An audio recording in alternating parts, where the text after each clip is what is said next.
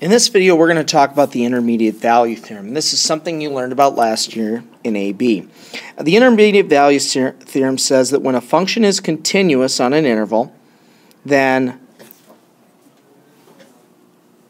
and you can read this, if we have an f of a and an f of b, and w is some spot between f of a and f of b, as long as the function is continuous, we will hit that spot.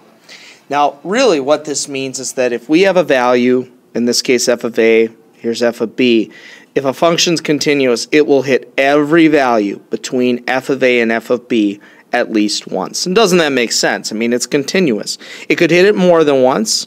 You know, it could start down here and it could do something like this.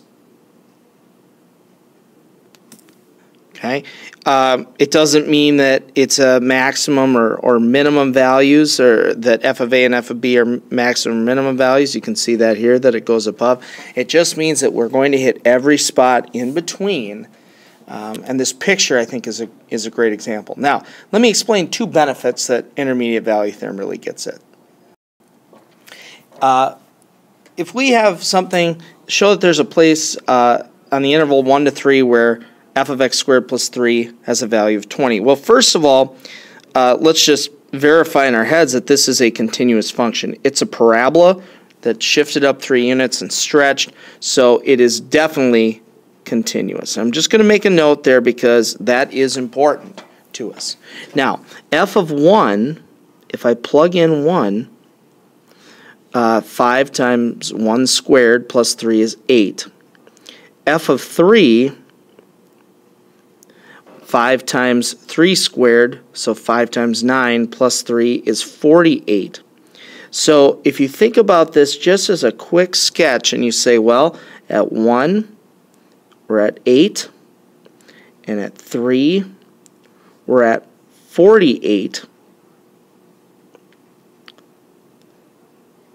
And we all know it's a parabola, so it's something like that. And I say, show that there's a value of 20 on that interval. Well, 20 is in here, and doesn't make sense because it's continuous. It's going to have to hit that spot somewhere.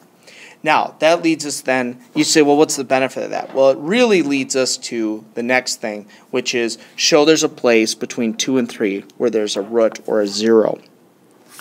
Things like this, we're not overly familiar with how to find the zeros, right? We factor a lot of quadratics. We use some synthetic division. We use some rational roots theorem from pre-calc to find zeros. But decimal answers are tough to get. Okay? But if we can do some narrowing down, for example, well, and again, let's just verify that this is continuous. It's a cubic, so it's definitely going to be continuous.